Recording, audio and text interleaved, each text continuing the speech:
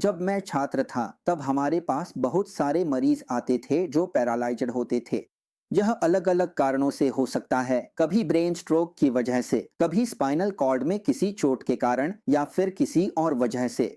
ऐसे मरीज जो हमेशा बिस्तर पर लेटे रहते हैं या हमेशा व्हीलचेयर पर बैठे रहते हैं वे हमारे पास आते थे। उनके कमर के पीछे या शरीर के अलग अलग हिस्सों में, खासकर जहां हड्डियां उभरी हुई होती हैं और मांसपेशियों के पास त्वचा के करीब होती हैं, वहां प्रेशर सॉर नाम की एक बीमारी लेकर आते थे।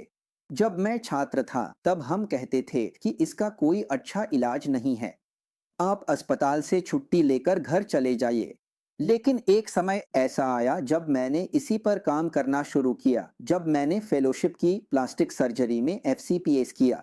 मेरा थीसिस भी इसी विषय पर था। अपने छात्र जीवन में मैं कहता था कि इसका इलाज नहीं है, लेकिन आज मैं उसी पर पढ़ाई और काम करके उसी इलाज के बारे में आपसे बात करना चाहता हूँ। सबसे पहली बात यह है कि प्रेशर सौर आखिर है क्या।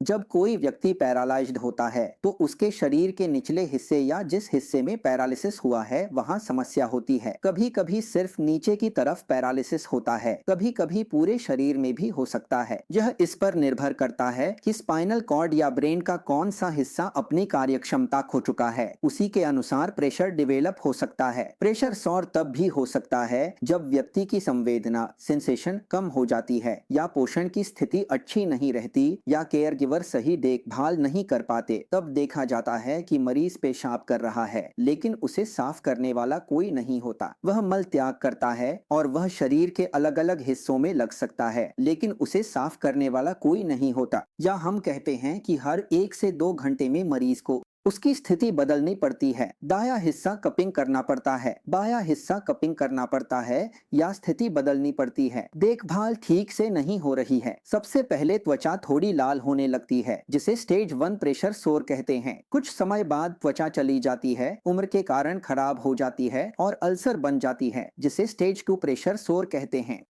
एक समय आता है जब मांसपेशियां दिखती हैं, इसे स्टेज 3 प्रेशर सॉर कहते हैं। कभी कभी हड्डी भी बाहर आ जाती है या एक्सपोज हो जाती है, इसे स्टेज 4 प्रेशर सॉर कहते हैं। इन अलग अलग स्टेज के आधार पर हम मरीज को अलग इलाज देते हैं। आमतौर पर कहा जाता है कि स्टेज 1 और 2 के मरीजों की अगर नर्सिंग अच्छी हो और मरीजों की अन्य बीमारियां जैसे डायबिटीज, किडनी की समस्या आदि का भी ध्यान रखा जाए। इन समस्याओं या उसके स्ट्रोक से जुड़ी जो भी दिक्कतें होती हैं, अगर उन्हें सही तरीके से संबोधित किया जाए और उसकी जो लोकल घाव है उसकी ठीक से ड्रेसिंग की जाए, तो ऐसे मामलों में हम बिना किसी ऑपरेशन के ही मरीज को ठीक कर सकते हैं। लेकिन स्टेज 3 और 4 के लिए एकमात्र इलाज यही है कि जो भी डेड टिश्यू होते हैं, जो सड़े हुए हिस्से होते हैं, हड्डी के जो उभरे हुए हिस्से होते हैं, उन सभी हिस्सों को हटा दिया जाता है। और वहां पर मुख्य बात यह है कि शरीर के किसी और हिस्से से मांसपेशी या मांस का कोई हिस्सा, जिसे हम फेशियोक्यूटेनियस फ्लैप या मस्कुलोक्यूटेनियस फ्लैप या स्किन फ्लैप कहते हैं, लाकर उस जगह को कवर कर दिया जाता है। इससे जो डेड स्पेस होता है उसमें जो भी खराब चीजें होती हैं उन्हें हटाकर कवर कर दिया जाता है। इस तरह हम प्रेशर सोर का उचित इलाज कर सकते हैं। कई बार प्रेशर सोर के मरीज को लिवर, किडनी, डायबिटीज या अन्य कारणों से समस्या होती है, जिन्हें ठीक से संबोधित करना संभव नहीं होता, या दिल की बीमारी गंभीर होती है। ऐसे मामलों में हम वैक थेरेपी का इस्तेमाल करते हैं। प्रेशर सोर के इलाज में मैं बताना चाहता हूं कि अब कोई भी बीमारी होपलेस या निराशाजनक नहीं कही जा सकती। हर बीमारी के लिए कहीं न कहीं किसी अस्पताल में इलाज उपलब्ध है।